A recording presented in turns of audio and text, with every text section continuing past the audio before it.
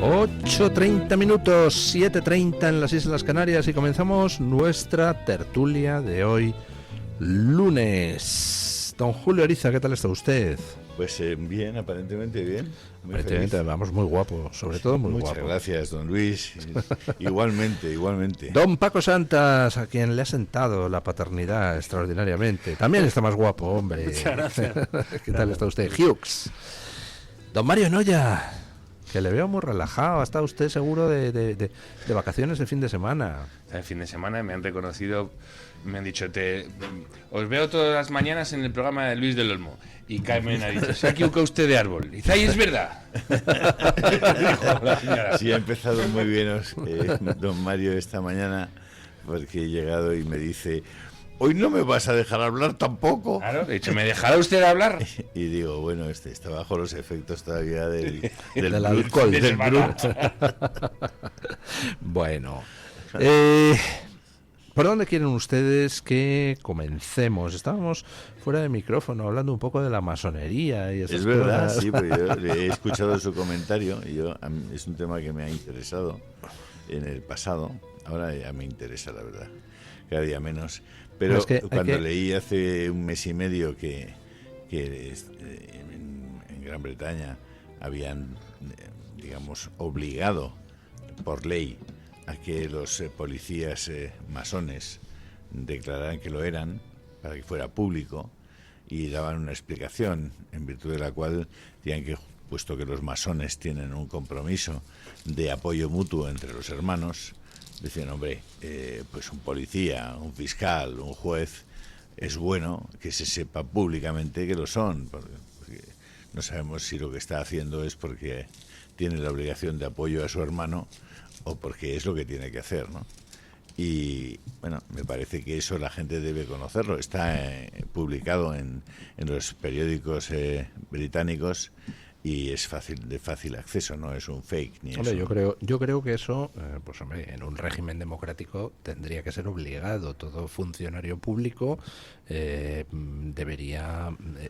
todo funcionario público que tenga relación contenciosa con gente debería declarar sus pertenencias. Es decir, si un juez pues es de la masonería o del Opus Dei o del Real Madrid pues debería decirlo, por si acaso me toca ese juez. Pues hombre, yo tengo que saber si es amigo o está en el mismo círculo que la persona a la que estoy demandando, ¿no? Eso es de cajón y no debería haber ningún problema en que todas esas cosas fueran públicas cada uno. Pero hay una diferencia, don Luis, en los digamos, los ejemplos que usted acaba de poner. ¿Cuál? Ser del Real Madrid o ser del Opus Dei no conlleva un compromiso por escrito de apoyar al hermano. Pero de todas formas, si usted es un juez del Opus Dei, sí, y yo estoy demandando a alguien del Opus Dei, yo tengo derecho a pensar que el juez podría ser no parcial, no imparcial. A ver, la pertenencia al Opus Dei es pública.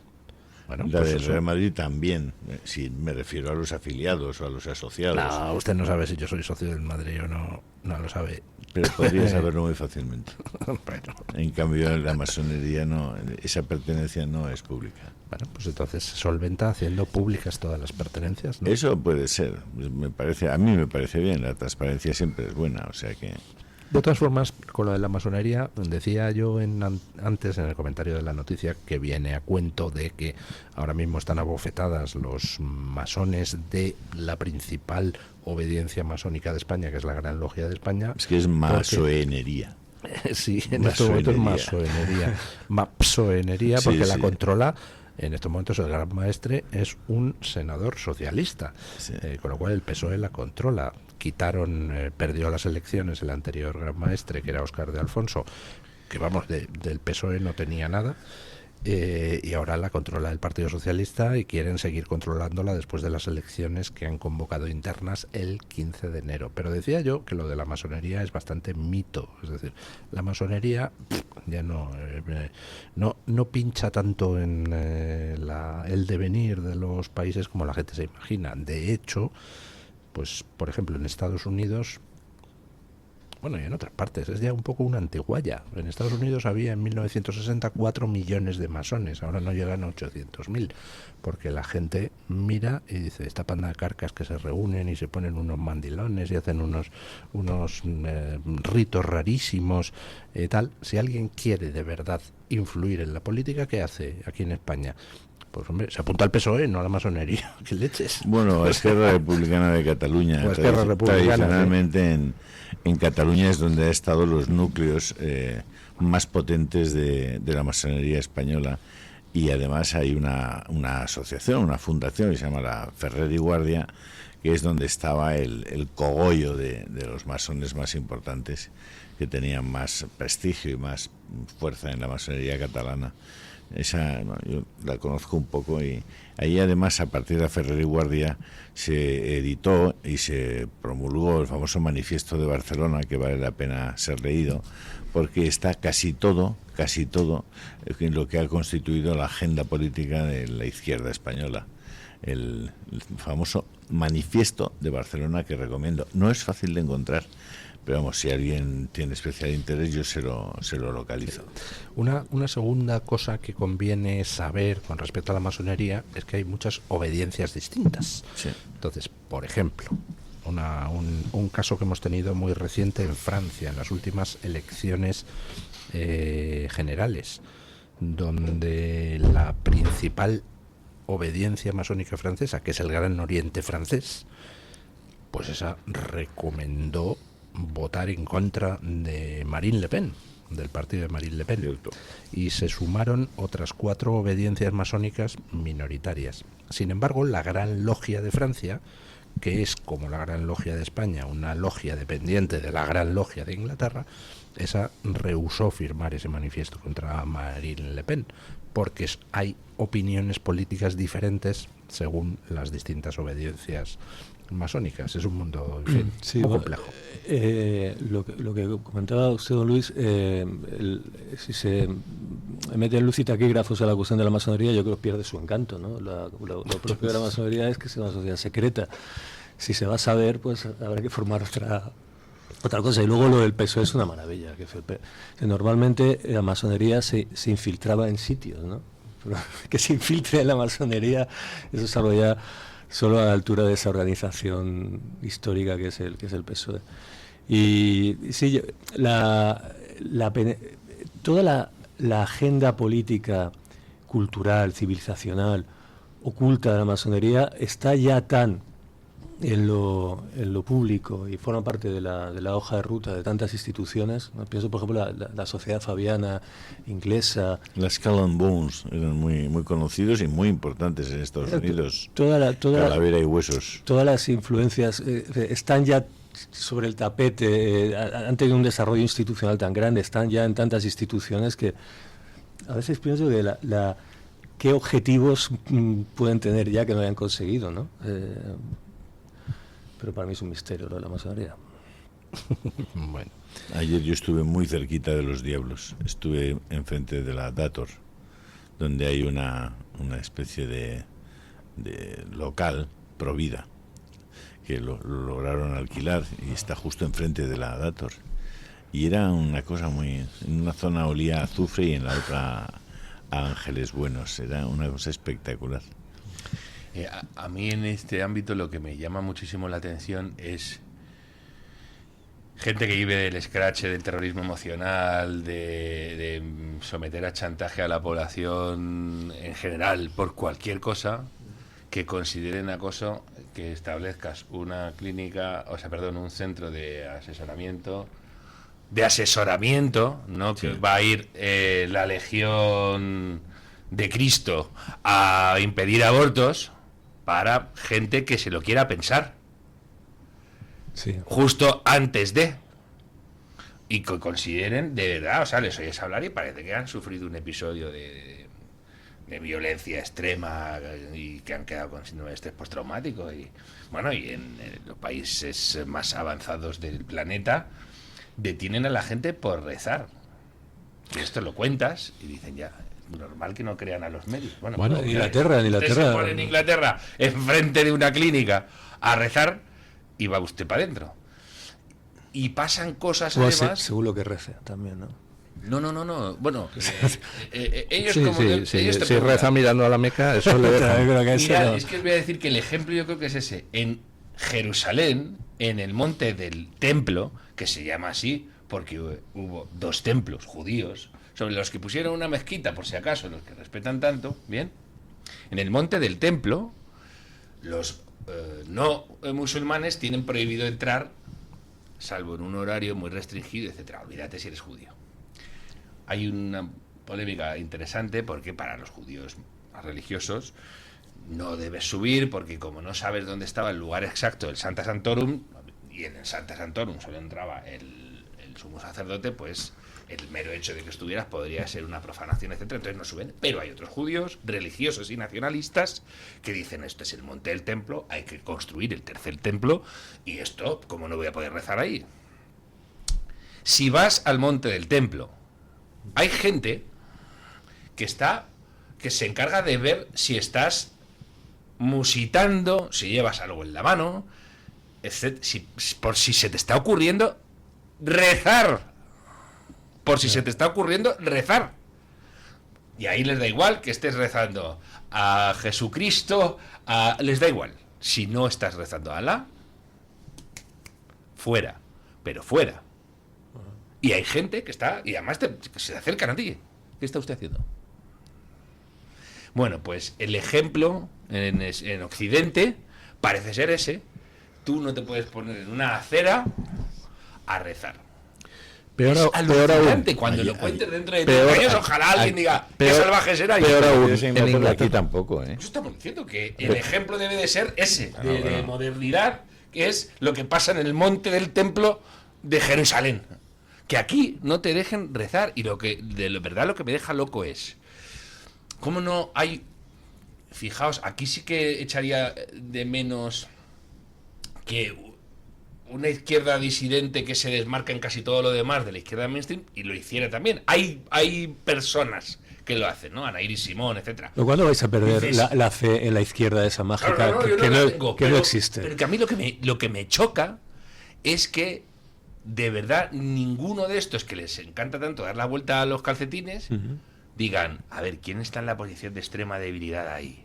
Y esta gente que está ofreciendo asesoría a gente que no tiene recursos siquiera, es decir, vamos a ver, que no va Anne Lindane ahí, que hay gente que va porque considera que no puede o lo que sea. ¿No les vas a dar asesoría? Y no solo no lo vas a hacer, sino que a los que lo hagan los vas a crucificar. Pues sí, está pasando. A mí me parece escandaloso eso.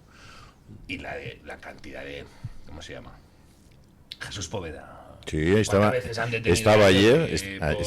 Ayer no le detuvieron porque era domingo y estaba cerrada el laboratorio de datos. Pero sí lo detienen y lo esposan y lo llevan para adentro, sí.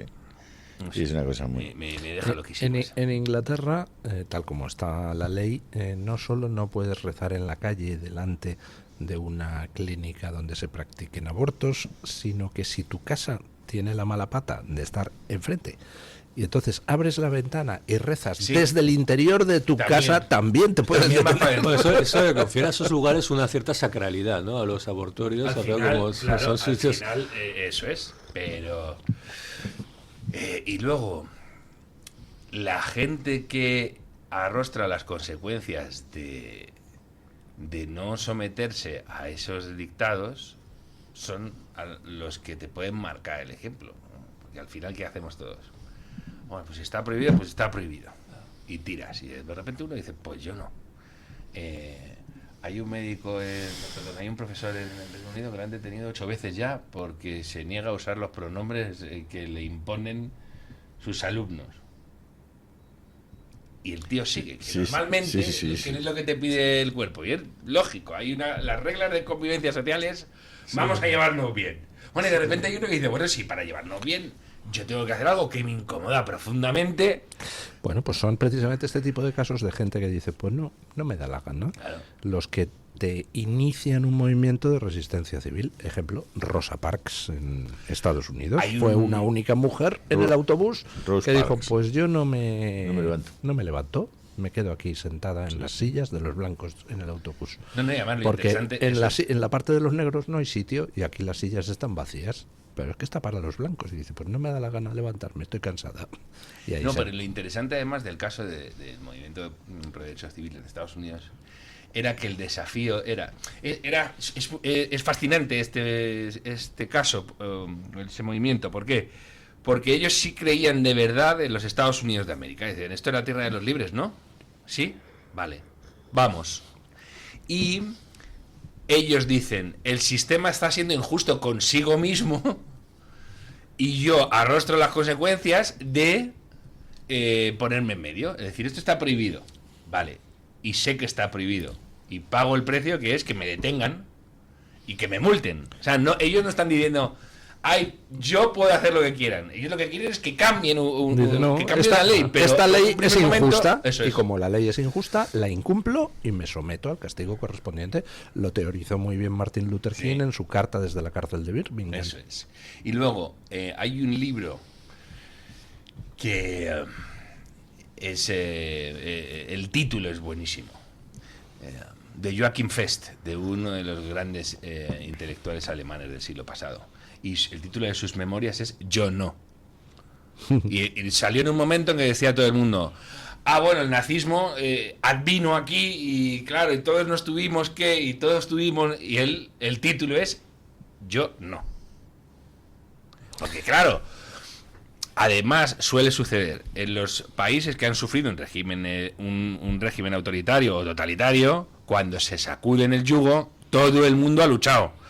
Exilio interior, exilio lo que quiera, y de repente aquí muerto Franco estaba ahí y dicen, oye, machos, no tengáis cara. Hombre, aquí muerto Franco, fíjate, hasta la familia Bono era antifranquista. O sea. Bueno, y yo con Jesús Palacios, creo que fue, lo hablé hace poco en un programa. Y entiendes lo que ha sucedido después sociológicamente en España. Si durante el franquismo, yo no estoy diciendo porque no fue verdad, si durante el franquismo el 90% de la población no fue franquista, pero se acomodó perfectísimamente, y otros dijeron, sin ser franquistas, mira, nos acabamos de matar literalmente, de entrematar, ahora estamos tranquilos, mucha calma y después gloria. Lo que no había era una mayoría de antifranquistas rabiosos. ¿Bien? Eso lo cuenta muy bien Pío Moa, que decía, íbamos a repartir panfletos revolucionarios a las fábricas y la gente nos decía, quita ya, pirao. Eso es, sí.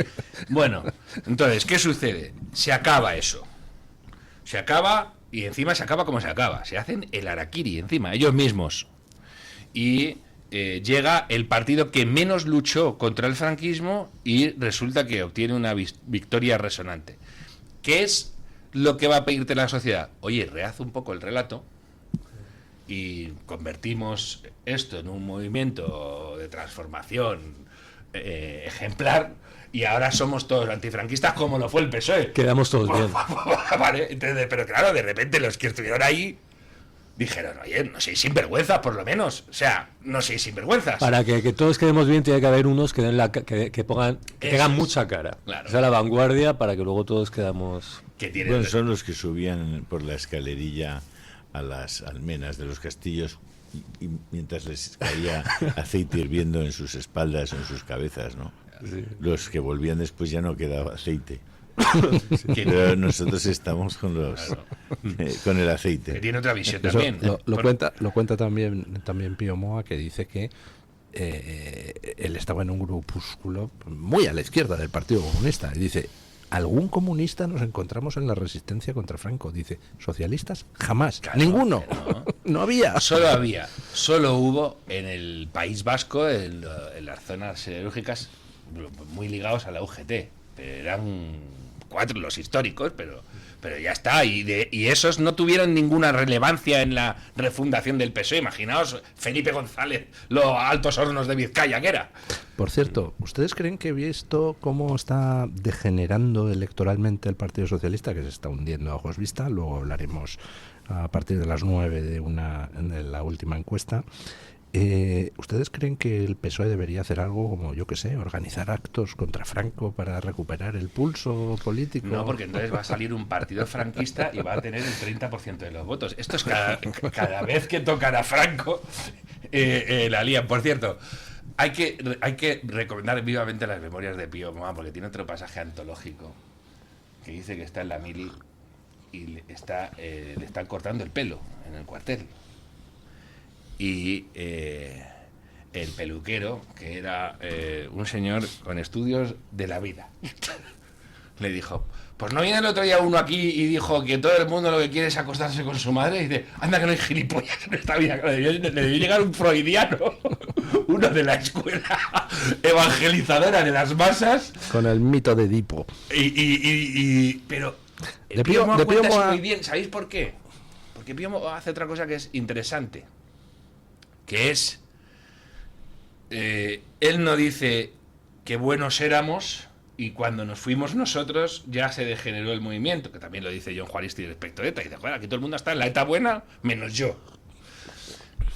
Pío Moa, creo que fue Pío Moa el que dijo: menos mal que los que teníamos razón no triunfamos, porque el análisis que se hacía del franquismo sí que lo compartían todos. Es un régimen radicalmente ilegítimo que está destrozando España y a los españoles, y que no sé, eso todos lo compartían.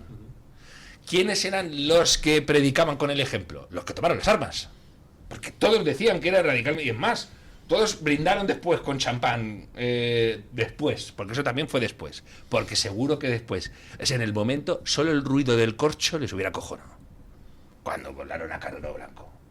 ¿Bien?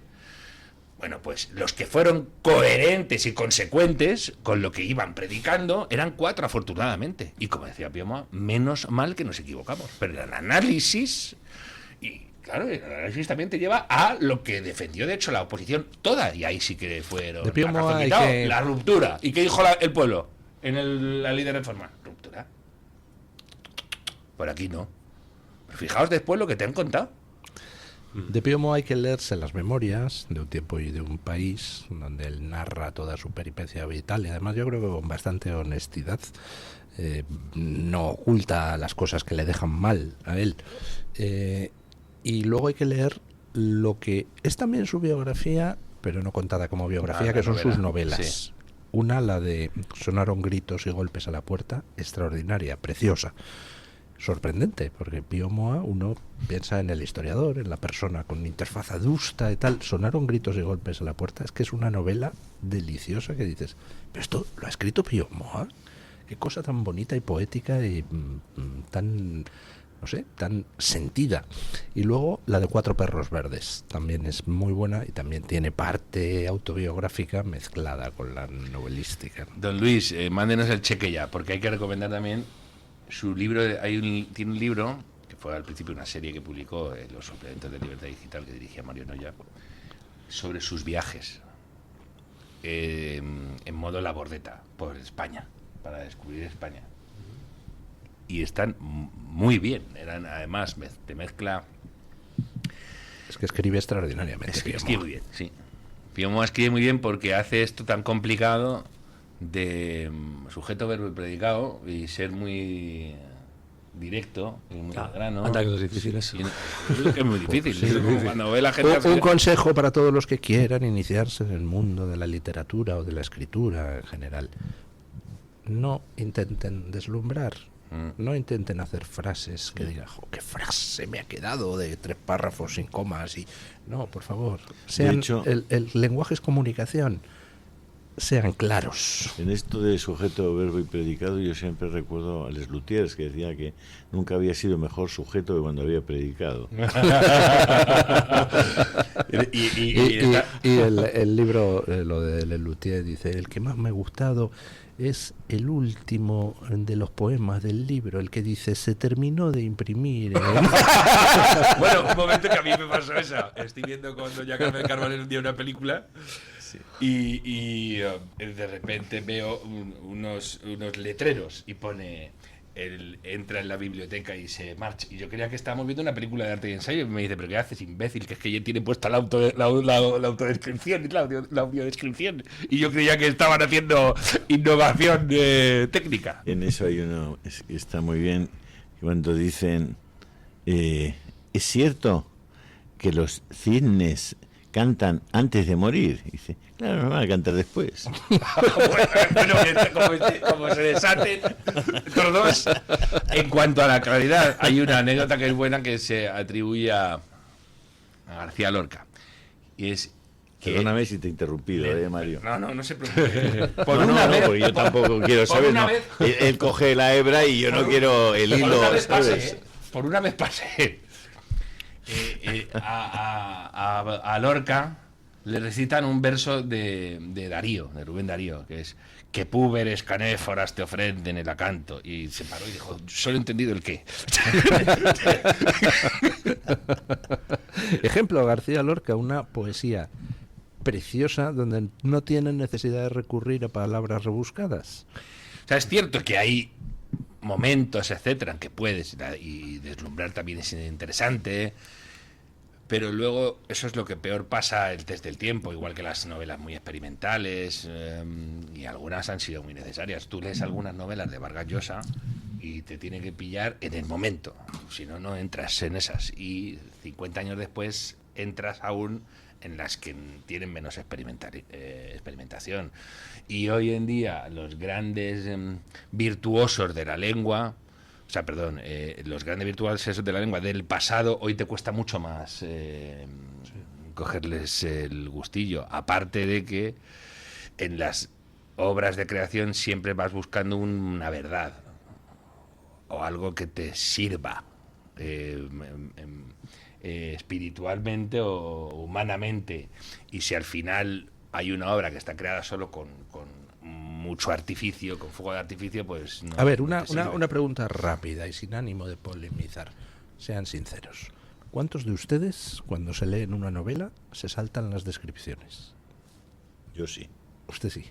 ¿Usted? No, a mí lo que me pasa es que huyo de las novelas con descripciones porque no me gustan.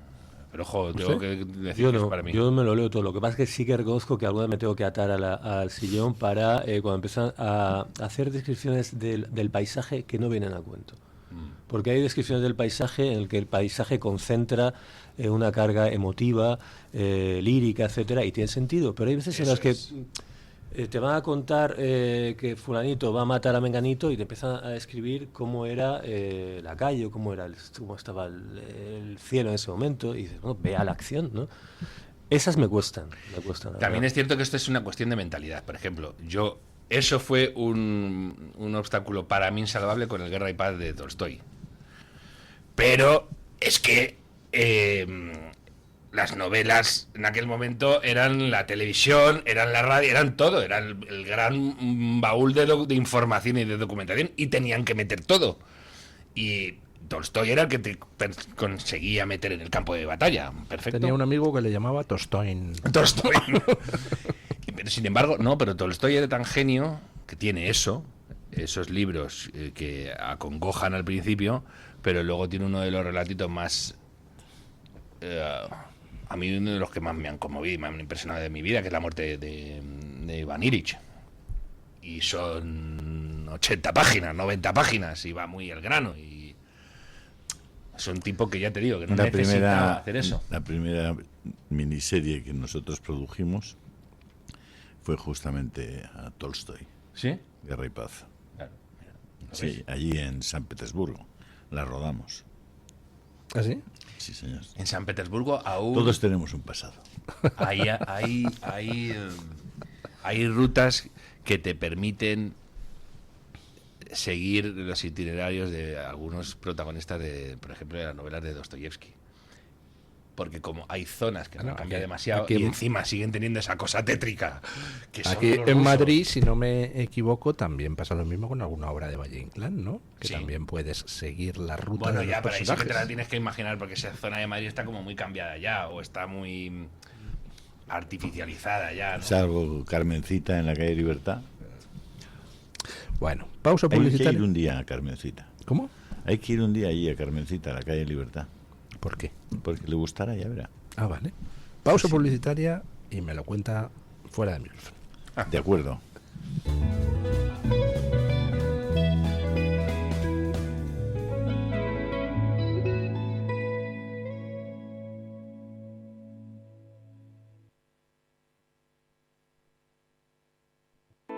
¿Tu piel ha perdido firmeza?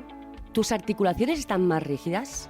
La fórmula de Aminopac contiene aminoácidos precursores del colágeno y vitamina C necesarios para la salud de tu piel, huesos y articulaciones. Dale a tu cuerpo lo que necesita para producir colágeno con Aminopac. Pídelo en tu herbolario o farmacia o visita ahora mederinutrición.com. Cuando depositas plástico, metal y bricks dentro del contenedor amarillo, facilitas su reciclaje en nuevos productos y mantienes limpia nuestra ciudad. Haz tu magia con el reciclaje. Colaboran Ecoembes y el Ayuntamiento de Madrid. Estos goles, el clásico de la radio deportiva, en sintonía exclusiva de Radio Libertad, ya estamos aquí. Ya sabes que la noche solamente es para líderes y por la noche también en la radio contamos el deporte. Y yo sabía que Luis Aragonés ya había firmado. Este es el clásico de la radio deportiva todos los días de lunes a viernes. Yo estoy aquí muy a gusto en el Villarreal. Ya sabes que estamos en todas las redes, en Twitter, en YouTube, en iVoox y en la aplicación Radio Libertad que nos escuchas en todo el mundo. Para subir a primera todo ha sido pico y pala, pico y pala. Estamos en la medianoche a partir de las 12, de 12 hasta la 1, de lunes a viernes. ¿Qué más puede pedir? Goles, simplemente periodismo de etiqueta. Muchas enfermedades somáticas del tracto digestivo, epidérmicas, de la columna vertebral, endocrinas, coronarias, tienen su origen en desequilibrios provocados por el moving, el estrés y problemas vivenciales, que se podrían paliar o evitar cuando sin prejuicios ni estigmas se acudiera con toda naturalidad al psiquiatra. Es un consejo del Hospital Psiquiátrico San Francisco de Asís y la Comunidad Terapéutica San Antonio, de Málaga. Ven a vivir la Navidad a Radio Libertad. Acompáñanos. Queremos vivirlo contigo. Tú eres nuestro mejor regalo. ¡Feliz Navidad!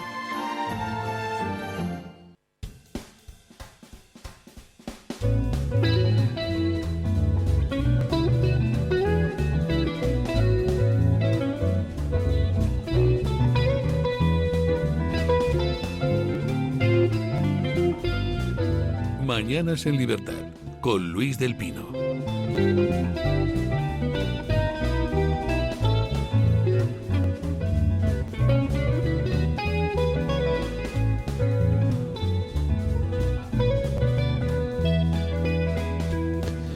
Nueve y 2 minutos, 8 y 2 minutos en las Islas Canarias. Ayer, Electomanía, que publica semanalmente su barómetro electoral, sacaba una nueva edición del barómetro, donde el PSOE se mete un batacazo después de las elecciones de Extremadura importante, quedaría en 103 diputados, Vox estaría ya rozando el 20% y tendría 70 diputados, y el Partido Popular se mantendría en el 32% y 133 diputados. Vamos, que entre los dos tendrían 203 diputados, y Vox estaría ya en diputados prácticamente a la misma distancia del PSOE que el PSOE del PP, lo cual plantea un escenario curioso que yo no sé si se va a dar.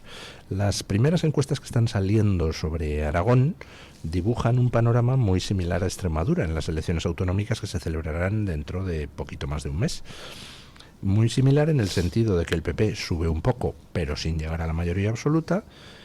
Vox se dispara al alza y duplica resultados, y el PSOE se despeña. O sea, escenario extremeño. Pero eso es lo que las encuestas dicen ahora. Posiblemente el día de las elecciones la cosa sea peor, lo cual arroja como posibilidad, que no creo que se vaya a dar, pero en principio imposible no sería, de que en estas elecciones en Aragón se produzca un sorpaso de Vox al PSOE. No está tan lejos según las encuestas, con lo cual, como haya alguna campaña que se le dé mal al PSOE, como haya muchos más datos de escándalos de corrupción en el PSOE, como las bases del PSOE en Aragón le den a Pilar Alegría la patada, le den a Sánchez una patada en el culo de Pilar Alegría, pues nos podemos encontrar con que Vox le sorpasa al PSOE en una región como Aragón. Entonces, pues yo no sé, pero veo muy complicado que Sánchez pueda mantenerse en pie mucho tiempo, sinceramente. Y también ha salido una encuesta murciana que están los 3 partidos a 3 escaños. No, está PP, está Vox de segunda fuerza a 2 escaños del PP y los dos ya a bastante distancia del PSOE, que está en caída libre. Sí, lo publicó Antelo. Antelo, vamos. Sí, José Ángel. Si Vox sorpasa al PP en Murcia, eso sí que vamos a reírnos todos un poco. No está lejos. Es que el sorpaso interesante es el del Vox al PP. Ese es el sorpaso que se produjo, creo yo, en Cataluña hace tiempo. Sí, hubo y ahí salió el efecto Ayuso disparado a partir de ahí. Buscaron ahí. Pero como ahí estaban en posiciones marginales, Cataluña se va a poner también muy interesante, porque en Cataluña lo que sucede es que la asignación de escaños distorsiona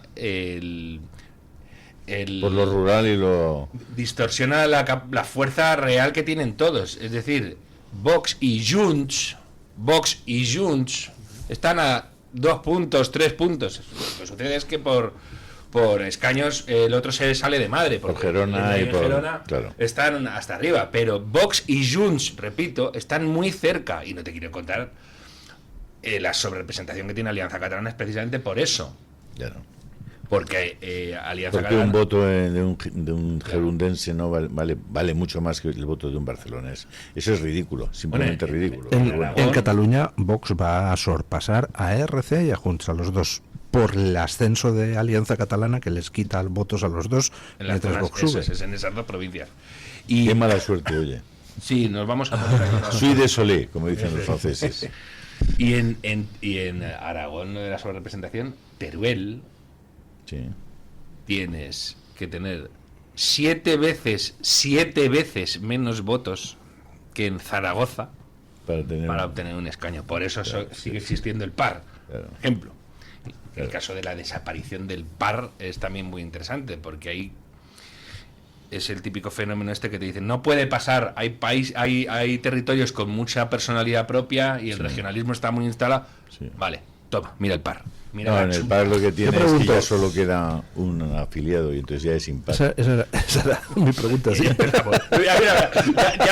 Ya estás.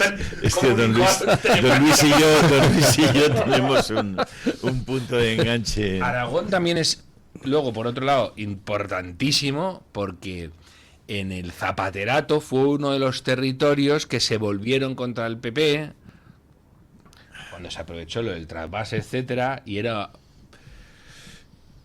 pues es un territorio que perdió la derecha y que hizo que el PSOE pudiera sacar la cabeza y se recompusiera el mapa, etcétera. Sí, Aragón barre a la izquierda, sería un fenómeno muy interesante. ¿Qué sucede, por otro lado?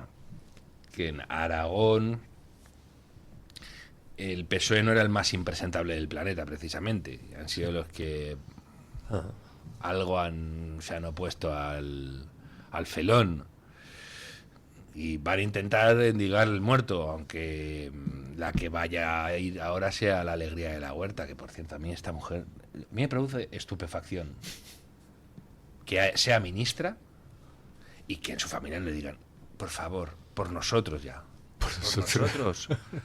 O sea, hacemos un fondo en la familia y te damos un sueldo, Nescafé para toda la vida. Pero no si aparezcas más, se fija usted, no salgas en la tele. Pero si se fija usted, el PSOE está haciendo una campaña de marketing con un mensaje de fondo muy claro. En realidad no somos malvados.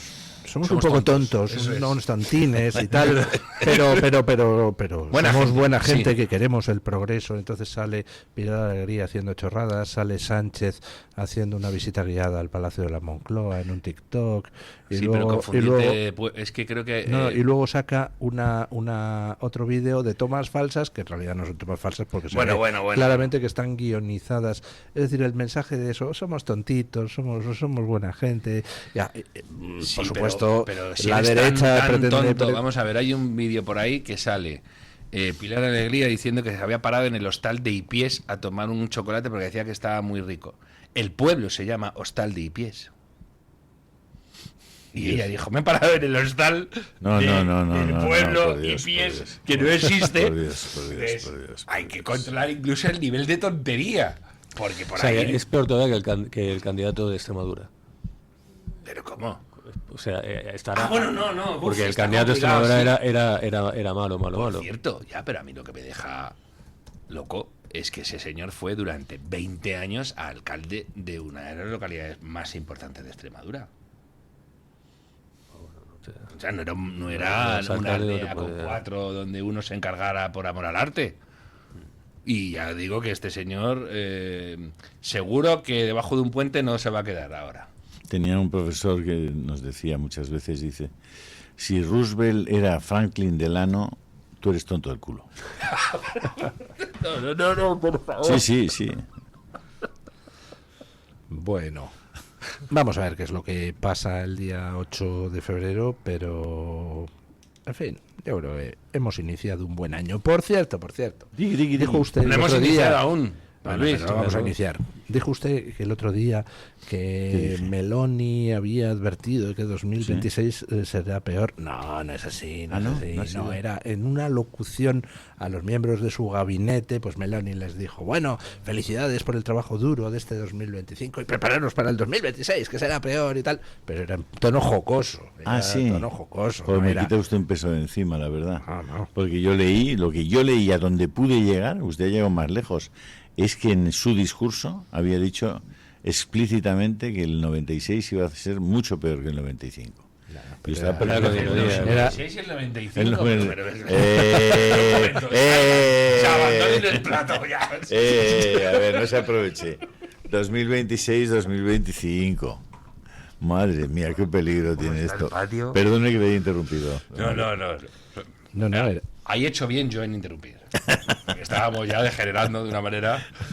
Vamos a ver, las aragonesas, ya digo, tienen bastante más interés de lo que parece, porque ahí sí que se puede generar un efecto dominó brutal. Si vienes de reventarte en Extremadura, ahora te revientas ahí, se pone el panorama, pero yo no entierro a este. No. Ni, vamos, aparte que ahora hay una desmovilización de ellos, total. Eso es. Total, pero esto es muy rápidamente se activa. Y luego ellos tienen siempre la catarsis feminista, es decir, tiene una dimensión de toda la corrupción tan chusca y tal, es la cosa que ellos interpretan como machismo. Entonces, la regeneración de eso como un paso progresista hacia adelante, hacia otro tipo de PSOE, otro tipo de hombro, otro tipo de tal, pues yo creo que muy rápidamente los conecta. Y a mí una cosa que me fascina de estas elecciones, de este momento, es algo así como la conquista de Vox del territorio, ¿no? Del territorio, verlos. A mí nunca me ha interesado tanto lo electoral como ahora, viendo por ejemplo el otro día en Extremadura, cuando ves el mapa y esas primeras horas ves que aparecen manchas verdes en una parte de Extremadura y dices, ¿qué pasa ahí? ¿No? Y entonces empiezas a rascar, empieza todo el mundo a sacar cosas y en Vox hay un avance nacional, pero a la vez un avance en zonas, ¿no? que te explican el territorio, la geografía, los problemas. Pues, está enclavado en Murcia, en Almería, este momento, y esos avances en lugares muy concretos de España, en los barrios determinados, en zonas de, como al principio de Vox, tú veías que Madrid salía en la zona de cuarteles y tal. Sí. Entonces vas viendo cómo va ganando terrenos junto con la pleamar general, ¿no? Y a mí eso me parece fascinante. Y me parece también, lo que pasa es que estas encuestas me dan un poco de miedo porque cada vez que es una encuesta de estas se activa la brigada ligera la carga de la brigada ligera del periodismo de centro derecha, que es que yo creo que habrá que reunir en un libro las cosas que se están publicando, porque todos los días salen 3 o 4. Podemos hacer 2, uno sobre Trump y otro sobre Trump. Sobre Trump, fantástico. Porque es una cosa que dices, no me lo puedo creer. Ahora le aplican el adjetivo trumpiano a García Albiol. Pobre. No sé. Pobre Trump. Yo creo que una de las guerras periodístico-políticas es dominar el adjetivo trumpiano. Ahí yo, bueno, la tenemos perdida, ¿no? Pero ¿cómo se puede aplicar el adjetivo trumpiano a García Albiol? Pues eso lo aplican, ¿no? Y yo creo que, bueno, es fascinante ver el avance territorial y luego la reacción del centro derecha, opinativo, que es tremendo. Pues yo lo que he visto en la reacción del centro derecha es que, como siempre, pues lo que hace es escuchar a ver los cantos que llegan desde Génova, y como ahora en Génova el chip ha cambiado porque se han dado cuenta de que Vox no es un apéndice, un hijo descarriado del PP, sino que está ahí para quedarse. Y por tanto van a tener que convivir con él, y es más, es que realmente les viene bien, porque si van al bipartidismo PP-Vox, en vez de dejar de soñar con un bipartidismo entre PP y los delincuentes del PSOE, pues entonces les va a ir mejor en el futuro. Entonces, como en Génova han cambiado, ya muchos medios de la órbita de Génova están bajando el tono. Va a haber mucho soldado japonés en la guerra mundial. Alguno que le ha llegado el email pero no se entera. ¿Usted cree que habrá algún tertuliano y periodista que algo está ocurriendo muy raro? Cuando ¿estáis viendo últimamente La Vanguardia? Desde las elecciones de Extremadura. Sí, la española, la Vanguardia española vuelve a ser. Ahora vuelve a ser española y de las Hons. Lo de La Vanguardia es una cosa, tiene un olfato, porque ya han virado. ¿Ya han virado? Ya han virado, macho. Harto ya de estar harto, ya me cansé de preguntarle al mundo por qué. Una gráfica de la evolución de audiencia de La Vanguardia y era tremendo. Pues es que además no. Pero tremendo, era así, pum. La Vanguardia solo existe porque la Generalitat es bondadosa y generosa. Si no, habrían cerrado hace mucho tiempo. Sí. Con la cuestión que ha dicho Paco de la abstención, hay que reparar en un fenómeno muy interesante. La abstención masiva llama mucho la atención porque ese es un voto que sí que está pensado. Es gente que sigue confiando en su partido y que no lo compra en ese momento, pero que te puede volver en el momento en que las cosas se vayan mejor. O sí. La abstención, ¿qué quiere decir? Que ya los malos no te dan miedo. Entonces, que lleguen. Ya no dicen que viene el fascismo. Ya he dicho uno extremeño, me quedo en mi casa. Porque no viene el fascismo, ¿vale? Y dice, vaya mamarracho que tenemos ahí nosotros, los nuestros. Me quedo en mi casa. Porque no ven peligro. Ellos, como lo hagan bien, ahí es cuando hacen el salto. No, pero yo creo que ellos siempre han sabido que el fascismo no venía. O sea, siempre lo que pasa es que saben dónde está el poder y está lo importante del presupuesto, lo simbólico, las guerras y tal igual, que ellos pueden ganar. Entonces, en Extremadura la tenían perdida, no podían ganarla. Tenían las movidas de Pedro Sánchez y además el peor candidato de la historia de las elecciones. Entonces, ir a votar ya. Mucha gente iba a votar en Extremadura al PSOE. Claro. Porque votar eso en esas circunstancias, yo creo que ahí se está haciendo una interpretación. No sé, yo pienso que ahí hay una latencia. Claro, lo que pasa es que Pedro Sánchez, pues bueno, puede estar deteriorando las cosas hasta un límite, pero 4 añitos, ya te digo, ahí o los recuperas o los pierdes, porque luego la gente tampoco te vuelve enseguida. De la misma manera que ha tardado en apartarse, tarda en volver, porque cuando ya se cambia, se ha quitado una piel. Factor Albiol, trampismo, etcétera, o el famoso desalojo, es muy importante porque revela muchas cosas también. La situación de esa gente, evidentemente, no dices, ay, que ojalá fuera uno de esos 400 que han estado viviendo en un galpón de mierda y luego están debajo de un puente. Hay que ser tarado para pensar que eso es un chollo, ¿bien? Pero lo cierto es que ahí se juntan muchas de las cosas que se han hecho muy mal. Una, ¿por qué traes inmigración descontrolada a un país? Un país que además se nos olvida permanentemente que está en alerta. Yo creo que no hemos bajado de alerta antiterrorista desde los atentados de... Seguimos en alerta antiterrorista nivel 4, sí. Vale. 1. ¿Cómo se te ocurre? O sea, tú tienes que tener sellado el país. 2. Tienes un problema además de colocación de población autóctona con baja cualificación. Sigues siendo el país de los ninis y del paro juvenil, que tenemos, creo, cifras sudafricanas. Creo recordar que siempre estamos ahí en paro juvenil, Sudáfrica y España. ¿Dónde van?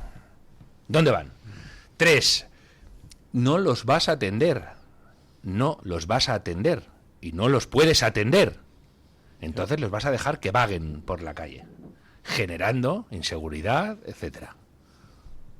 4. Se los enchufas a las administraciones que menos poder tienen, los ayuntamientos. Aquí hubo una señora muy demonizada que se llamaba Rita Barberá, que dijo, cuando era presidenta de la Federación de Municipios, oigan, que estamos aquí todos jugando a ser los descentralizadores máximos, que cuando nos llega a nosotros la descentralización, a los ayuntamientos, que somos los que tenemos que dar los servicios esenciales. Badalona es la segunda o la tercera ciudad de Cataluña, después de Hospitalet. Es una ciudad, porque aún la gente puede decir, no, ciudades solo hay una por provincia. Que no, que Barcelona es muy grande, muy grande. ¿Qué haces con...? Y eso es solo un núcleo, con 400 tíos de los que no se puede responsabilizar ni la administración. ¿Qué le está diciendo? A un señor que se encargue él y los vecinos. El mensaje que trasladas es terrorífico. Que se jodan. No que se aguanten, que se jodan. Porque ellos están diciendo, estoy desesperado, vivo con miedo, y te dicen, el miedo es un prejuicio. Viva usted con el prejuicio, se lo regalo. Se lo regalo. Bien, entonces, hay un alcalde que dice, voy a tomar una medida, esto no puede seguir así. Y le montan un pollo. Que oiga, que entonces... Eso lo tienes en Madrid, ¿eh? Vete al Ramón y Cajal, al puente que hay sobre la M30, y verás quién está por la noche durmiendo allí, cuántas personas hay y en qué condiciones. No, y además, pero... Y aquí hace frío, ¿eh? Mucho frío, ¿eh? No, y otra cosa que nunca se tiene en cuenta. La condición mental de la gente que está en la calle normalmente es mala. No te quiero ni contar, o sea, por favor, una vez, pongámonos en los zapatos de alguien que está en un país que no es el suyo, no habla el idioma, no tiene dinero y a lo mejor sí que tiene acceso a estimulantes. O sea, eres una bomba atómica. Y tu único mensaje a la ciudadanía es, pobrecitos, bueno, pues ahí, y bueno, que sea lo que Dios quiera. ¿Y qué va a ser? Mañana va a ser ingeniero, si está en la mugre. No tiene manera de salir adelante, a no ser que tú encima asumas, sí, ya lo explotará alguien. Claro. Ya lo explotará alguien, le estás diciendo. Chicos, ¿qué les ha parecido a ustedes el giro de dureza contra la inmigración del gobierno alemán, que por fin, sirio, después de 14 años, ha expulsado a un sirio? Vaya tela. No, es que en Alemania sí que han generado un... Es que eso no va en serio, ¿eh? Eso no va en serio. Digo, perdón, don Luis. Es que es lunes, joder, tampoco, ¿sabes? ¿Es interrumpible o no es interrumpible? No, desde luego. Somos almas gemelas. ¡Qué espanto! Ay. Mira, de vuelta a Alemania. Usted ve en mí todos sus defectos. No sé si habéis visto estos días un TikTok, una chica catalana está en una cena familiar de esas fechas. Rafa, creo que está con un chico negro, el novio, sentado a la mesa. No sé si es el novio o es un acogido. Y le están explicando qué es la Navidad, con manifiesto interés de él, que lo único que sabe es hacer gestos obscenos a la familia. Los abuelos, tíos, lo que sea, están al fondo de la mesa y no quieren ni oír, o sea, están hablando del Español contra el Madrid, del partidazo que tienen. Yo no miro para allá. El vídeo es tan revelador de tantas cosas. Primero, la chica no sabe lo que tiene al lado. Y de encima lo está tratando como un mono. Mirad lo que tengo en casa. Mirad. Y ahora le voy a explicar qué es la Navidad. El vídeo es real. El vídeo es real, tiene toda la pinta de que es real. Y si no es real... son buenos actores, ¿no? Son muy buenos actores, pero los casos ya han sucedido, de gente que acoge y dices, ¿pero para qué acoges? ¿Para que te aplauda? Pero como lo está retransmitiendo, ¿o para qué concretamente estás acogiendo? Recuerda que el matrimonio Pastor Ferreras tenían en casa unos cuantos, que en una entrevista lo confesó. 200 o 300, sí. Eso tenía. Lo que es impresionante, no sé si lo habéis visto, es el anuncio de Iberia. ¿Lo habéis visto? No. El anuncio de Iberia es maravilloso. Es una mujer que está dentro de un avión y el niño pequeñito se pone a llorar, a berrear.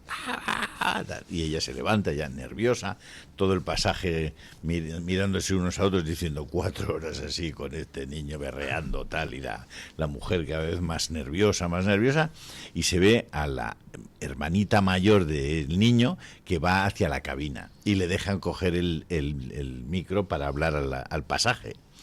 Y dice la niña: perdonad, este que está llorando todo el rato es Mateo, mi hermano pequeño, y estamos viniendo a ver a mis abuelos porque Mateo todavía no conoce a mi abuelo Mariano y a mi abuela Amparo, y sé que va a ser muy feliz cuando pueda estar con el abuelo y con la abuela, y yo creo que cuando ya, porque mis padres viven en Boston y no les podemos ver nunca, viven muy lejos, nos gustaría vivir más cerca de los abuelos, pero es que mis padres trabajan allí, entonces una niña de 6 años. Y entonces ya el pasaje va...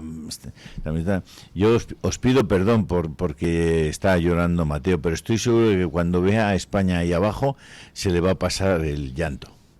Claro, se pone a aplaudir todo el pasaje, una emoción enorme y tal. Claro, que una compañía de repente envíe ese mensaje me pareció sublime, la verdad. Pues sí. Sublime. Aunque habría quedado perfecto si en cuanto sobrevuelan España ven el Palacio de la Moncloa y se echan a llorar todos en el pasaje. Todos somos Mateo. Una cosa maravillosa, de verdad. No, pues sí, me parece buen. Es buen maravilloso el spot, maravilloso, la verdad. Por cierto, yo he visto un spot de El Corte Inglés de la Navidad. No sé si es que he visto el spot incorrecto, pero no había ni una sola referencia religiosa. Puede ser. Me llamó la atención. El Corte Inglés está con los elfos. Sí. Es la cancioncita de los elfos, que es la nueva incorporación a la Navidad infantil. Cuando ya tenemos asumido totalmente Papá Noel, por supuesto. Cuando hemos asumido a ese usurpador. Los elfos vienen unos días antes y aparecen por las casas, los pequeñajos. Sí. Bueno, pues sí, la verdad es que... la cantidad de renos que hay en España. Sí, bueno, yo lo contaba el otro día Luis Echevarría, que mandó a Ideas en Gaceta un artículo suyo y me contaba que quería comprar un Belén en su barrio y que no lo consiguió. Y al final lo hizo ella, con plastilina, con su hija y tal. A mí me pasó una cosa parecida. Yo intenté comprar un Belén y no, me metí en una tienda, en otra tienda y no lo encontraba. Al final, en el Corte Inglés había, pero era muy, muy grande y tal. Lo pedí por Amazon, pero no era tan fácil encontrar un Belén. Y en los chinos hay, pero no en todos. Y en las tiendas esas de decoración no había. Vale. Bueno, pausa publicitaria y nos vamos con nuestra entrevista del día. Pues me llamo...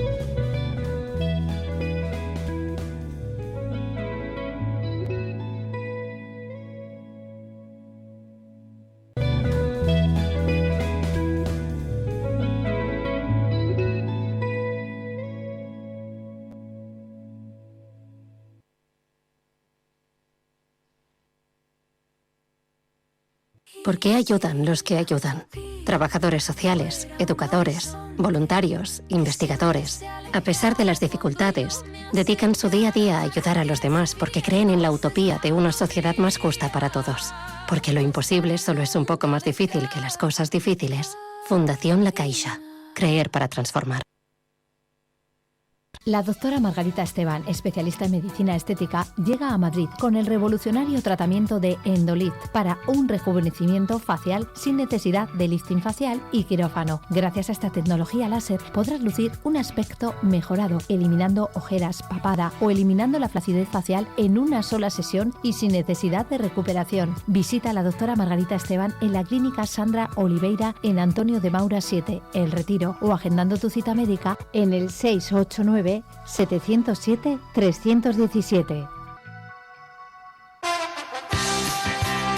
Estos goles, el clásico de la radio deportiva, en sintonía exclusiva de Radio Libertad, ya estamos aquí. Ya sabes que la noche solamente es para líderes. Y por la noche también en la radio contamos el deporte. Yo sabía que Luis Aragonés ya había firmado. Este es el clásico de la radio deportiva todos los días de lunes a viernes. Yo estoy aquí muy a gusto en el Villarreal. Ya sabes que estamos en todas las redes. En Twitter, en YouTube, en iVoox y en la aplicación Radio Libertad, que nos escuchas en todo el mundo. Para subir a primera todo ha sido pico y pala, pico y pala. Estamos en la medianoche a partir de las 12, de 12 hasta la 1, de lunes a viernes. ¿Qué más puede pedir? Goles, simplemente periodismo de etiqueta.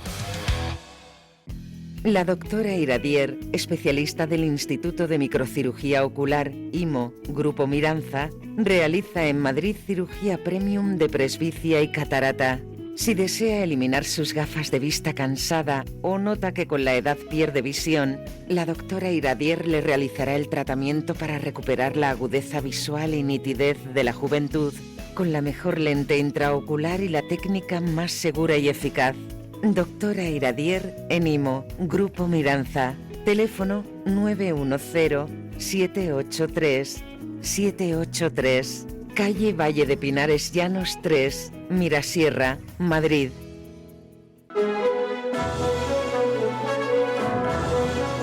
Radio Libertad os desea una feliz Navidad.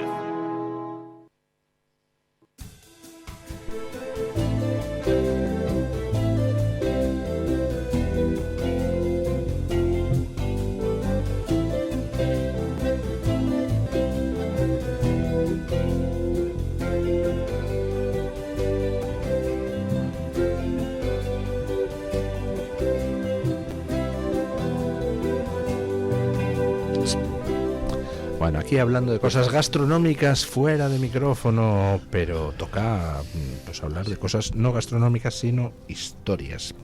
Para aquellos de ustedes que tengan Twitter, pues hay un perfil que es Darío Madrid, que es el de uno de los mejores historiadores que se puede uno encontrar en las redes. Don Darío Madrid, en realidad llamado Don Gonzalo Fernández. ¿Qué tal está usted? Muy bien, encantado de estar aquí. Póngase el micrófono mucho más cerca. Pues encantado de estar aquí y agradeciéndole que me hayan llamado.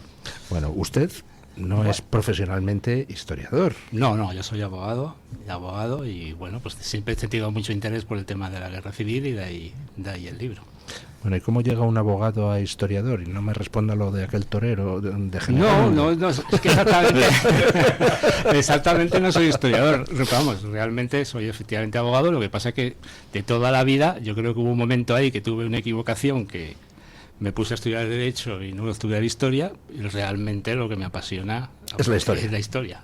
Bueno, aparte, a usted le apasiona la historia, como me gusta a mí, en plan desmitificador. Exactamente, porque vas leyendo una serie de cosas y luego profundizas y ves que no es como te lo han contado. Y acaba de sacar don Darío un libro, Mentiras desveladas y víctimas inocentes de la guerra civil, donde no deja títere con cabeza en cuanto a tantos mitos sueltos sobre la República Española, lo que condujo a la guerra civil, la propia guerra civil, etcétera. Y usted, pues entiendo que ha querido plantear el libro como un homenaje a tantas víctimas silenciadas, porque fueron víctimas del Frente Popular, pero no solo, también hubo víctimas silenciadas. Las dos víctimas, a los dos tipos de víctimas, a las dos víctimas que fueron generadas por la guerra civil, que todas fueron inocentes y que por alguna razón, bueno, ya sabemos cuál es la razón, ahora mismo solo se puede hablar de las víctimas de un bando. Es curioso porque en este caso normalmente me dicen las víctimas causadas por la República ya fueron homenajeadas por Franco, por los franquistas, pero claro, se da la circunstancia que ya han pasado van a pasar 90 años desde la guerra civil. Llevamos ya casi 50 años en democracia y digo yo que ya es la hora de recordar a todas las víctimas de aquel terrible conflicto.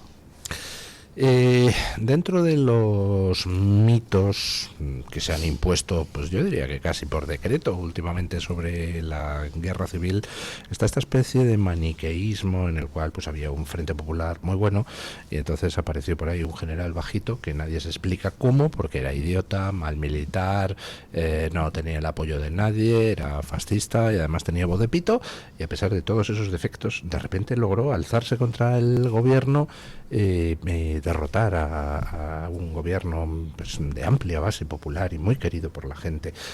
En realidad, ¿cómo fue ese proceso que a lo largo de 1936 termina conduciendo a la guerra Bueno, civil? es un proceso que se inicia en octubre de 1934. Hasta ese momento, más o menos, la gente, vamos, la mayoría de la población había admitido la República. Había sus problemas porque los republicanos, digamos, de verdad, entre comillas, no permitían o no querían permitir que participaran en la red de la República aquellas personas que fuesen de derechas o monárquicas. Pero bueno, en octubre de 1934 accede al gobierno 3 diputados de la CEDA, que es la Confederación Española de Derechas Autónomas, y a partir de ahí el PSOE fundamentalmente trata de dar un golpe de Estado que fracasa en la mayoría de España, y únicamente en Asturias es donde los revolucionarios, los mineros, pues consiguen hacerse con el poder a base de una violencia extrema. Sí.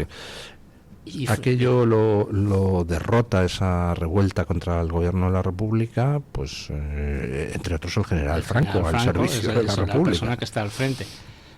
Pero poco a poco, en fin, esa revuelta, que por cierto, hay que decir que en Madrid, también hubo una revuelta en Madrid, que durante varios días Madrid estuvo tomada por las fuerzas de seguridad, porque los socialistas tratan de tomar los cuarteles de Madrid, pero no consiguen su objetivo, porque ellos pensaban que dentro de los cuarteles había personas que les iban a abrir las puertas. Y durante Madrid, por ejemplo, durante 8 o 9 días está vacía y hay un caos, hay disparos, hay tiros. En la Puerta del Sol hay pacos, francotiradores que disparan a la gente. Y, o sea, que no es que fuese una revuelta solamente para Asturias, como nos quieren hacer contar, era una revuelta para toda España. O sea, lo que pasa es que fracasó en todos los sitios, menos en Asturias, donde duró. Lo que pasa es que también en Asturias la represión por parte de los republicanos, digamos, de derechas, que era el gobierno que estaba en el poder, pues hay que tener en cuenta que eran los años 30. También había pasado en otros sitios, y realmente, por ejemplo, en una manifestación no se disolvían con porras. En muchas ocasiones se disolvía a bayonetas y a tiros. Y allí en Asturias, en los años 30, realmente hay una verdadera guerra en la que los mineros, que quizás no tuviesen muchos fusiles, pero sí tenían dinamita.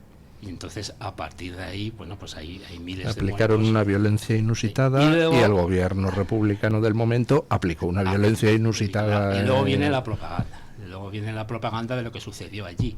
Que si realmente fue muy grave, las izquierdas lo subieron de tono de forma que cuando llegan a las elecciones de 1936, de febrero de 1936, ganan, entre comillas, porque no está nada claro cómo esas elecciones se ganan o no se ganan, quién las gana, cómo las ganan, porque hay pruebas evidentes de que se manipulan las actas de las elecciones. Y de ahí pasamos a marzo de 1936, cuando una serie de generales empiezan a reunirse para a ver si dan un pronunciamiento tipo siglo XIX. O sea, de eso que... Un cuartelazo que se hacían con el poder inmediatamente y punto. Pero ese cuartelazo, entre comillas... Bueno, también tengo que decir que durante ese tiempo hay también en las calles una violencia brutal. Todos los días con varios asesinatos políticos. Exactamente. Sí. Los asesinatos políticos no estaban tan mal vistos como ahora. O sea, no parecía tan mal. O sea, nos parece parecer increíble, pero es cierto. En aquella época, digamos que tenían un cierto toque de naturalidad. Exactamente. ¿No? Para que hagamos una idea de la violencia que hay en la Segunda República, si ETA asesinó unas 850 personas, más todos los heridos que hubo, en 5 años de la Segunda República, hubo unos 3.600 asesinatos. 3.600 asesinatos. O sea, estamos hablando de que la convivencia era casi imposible. Bueno, pues esa serie de... Bueno, es que realmente la República murió porque ninguno de los partidos entonces existentes creía en la democracia, ni a izquierda ni a derecha, ninguno. Bueno, alguno habría. Los liberales, digamos, pues entiendo que sí, o lo intentaban. Bueno, no sé. Pero realmente bueno, no. Dice usted en el libro que el alzamiento no fue el 18 de julio. No, fue el día 17. Y además el 17 en Melilla, el 17 a las 7, a las 5, 17 a las 17. Y bueno, ahí también, ¿ves? También quiero hacer en este momento, pues, por ejemplo, mi abuelo le tocó hacer la guerra con los republicanos. Pero, por ejemplo, en Melilla, los militares se sublevan contra, digamos, la persona que está allí al mando, el general Romerales. Y el general Romerales lo único que hace realmente es tratar de defender la legalidad. Y al final ese hombre acaba siendo fusilado por el bando de Franco. Por el bando de Franco, que es realmente pues una injusticia, porque simplemente se puso enfrente de, vamos, cumpliendo sus funciones. Bueno, hace un repaso don Darío Madrid, de algunas de las víctimas que se produjeron. Hay víctimas pues muy sonoras, muy conocidas. ¿Quién no sabe que José Antonio Primo de Rivera fue encarcelado y ejecutado por la República? ¿Quién no sabe que Melquiades Álvarez fue también ejecutado por el gobierno de la República? Presidente del Congreso, que fue, efectivamente. De hecho, poca gente sabe que la República, el Frente Popular, mató a 8 ministros de la República, mientras que en el bando franquista solo mataron a 1. Es un dato curioso. Pero habla usted de lo que fueron las checas, es decir, la represión a tanta gente del común, y habla también de la persecución religiosa. Habla de la represión posterior. La represión posterior a la guerra, ¿hay mucho mito sobre ella? Hay mucho mito y además ha sido desmentido por Miguel Platón. Miguel Platón se encuentra una serie de expedientes en el cuartel general del Ejército, y todos esos expedientes se referían a las causas que se habían llevado a cabo después de la Guerra Civil contra los militares o personas del otro bando. Primero hay un mito en cuanto a que después de la guerra esa represión fuese desorganizada, que la gente fuese llevada a las cunetas y fuese enterrada en las cunetas. Eso realmente puede haber casos, no digo que no, pero no es realmente así. Realmente sería una excepción. Se celebraba un juicio sumarísimo. Un juicio sumarísimo que realmente pues no tenía las garantías que ahora mismo puede tener cualquier juicio, pero no es que se llevasen a una persona como hizo al principio de la guerra el otro bando, lo llevase a la Vaca, por ejemplo, o a la carretera de La Coruña, y le pegase un tiro allí. Simplemente se celebraba un juicio muy rápido, efectivamente, y en ese juicio pues se dictaminaba la pena que fuera, y entre estos de la pena efectivamente estaba la pena de muerte. Pero claro, esas personas se sabía dónde fueron enterradas. Normalmente fueron enterradas en cementerios, en fosas comunes o incluso en tumbas individuales.